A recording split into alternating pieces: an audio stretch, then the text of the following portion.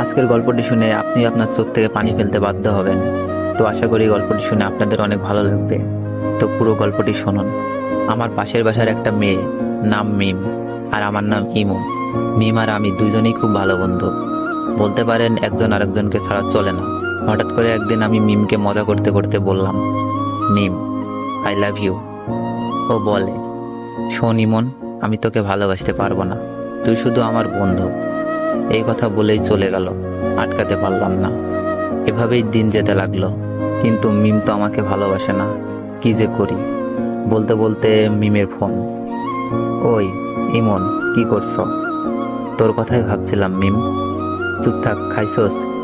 না, তুই খাইছস মিম? হ্যাঁ খাইছি।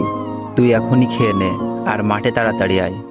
আচ্ছা, বলেই লাফাইতে লাগলাম। মিমের মনে হয়তো আমার জন্য ভালোবাসা জাগছে।